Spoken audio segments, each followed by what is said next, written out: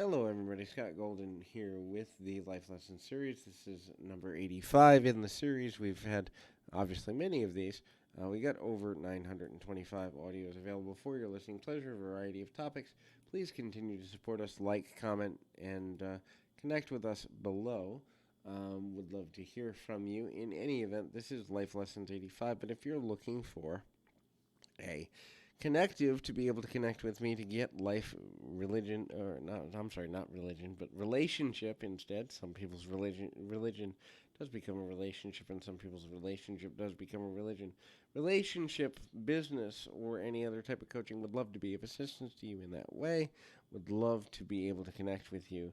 Take time for your hobbies is one of the most important things you can do. But meanwhile, if you're looking for that coaching, please feel free to reach out at PO Perception on Twitter or in the About Me section of this here YouTube page. Either one will get you with a member of my team, and we can make that happen for you. So, as mentioned, your hobbies, they need your attention. And they need your attention because you are more creative when you're engaging in your hobbies on a consistent, regular basis. It doesn't necessarily mean that you have to have a regimented schedule with them, although for some people, especially people that deal with anxiety or insecurity or negativity or anything like that, it can be helpful to have that. It can be useful to have that. Beginning to understand how to create those types of relationships is also extremely valuable, and being able to build on those relationships also equally as valuable. So, when we begin to understand how to connect on a deeper level, more meaningful level, and overall a stronger level, we are able to enjoy our hobbies more. And so, you know, uh, enjoying your hobbies at a greater level and in more consistency is one thing that will add to the quality and consistency of your life. When you begin to understand how to do that, you can get to a better place relatively simply and easily. Anyway, the next thing in this series of things that life may be trying to teach you is about loving what you're doing. Look, if you don't love what you're doing,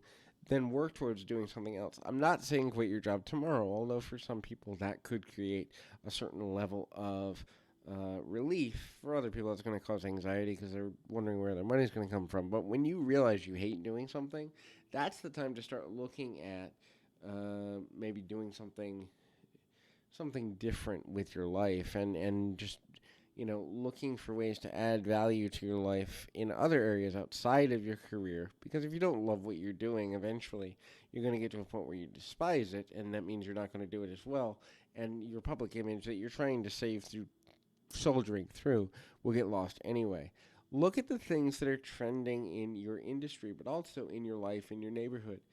Do you fit with where you are professionally, personally, socially, community wise anymore? Or have you outgrown an area or job or relationship or whatever? Kind of see what's trending and where you're trending towards the things you're trying to accomplish in your own life, and you'll be able to get, to a certain degree, a level of better quality value moving forward in your own existence. And that can be valuable because obviously even the people who are here for a long time, 100 years plus, aren't here forever. And so what you do and how you do it and where you do it really does matter.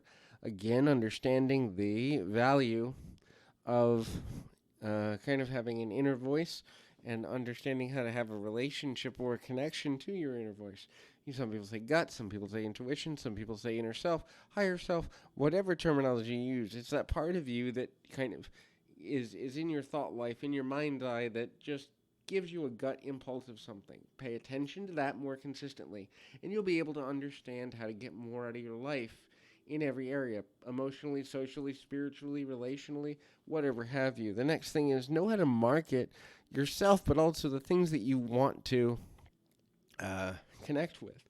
So that may mean kind of looking past, who you are, where you are, to the person you're in the process of becoming or desiring to become. When you have that relationship with the act of becoming, then you can accomplish more in a quicker or more consistent manner. Marketing happens in relationships. It happens in the job market. It happens in the housing market. It happens with products and services. everything you do, every connection you have, has some degree of marketing to it. So when you understand your value as a marketable brand, then you're going to connect with things easier. Live with passion and purpose. If you don't know why you're doing something, reevaluate doing it at all. But when you do understand why you're doing something, be able to articulate it so that other people can understand and join with you if that's beneficial, helpful, or useful to them. And so, next thing, add content, whether it's written content, musical content, entertainment content, but add value and content to life. Create something that will solidify your legacy. Look, in somewhere between a day and 100 years, you won't be here anymore, but your legacy can live on. And so, if you're legacy motivated, it can be super valuable to make that connection in a deeper way, in a more meaningful way. The next thing is be brave. Push through your limitations caused by fear, doubt, or other things. Because at the end of the day, limitations are exactly that. They're limits, but they aren't the definition of your identity. So hopefully this is helpful. Keep your feet on the ground, your mind in the moment. Until next time, everybody.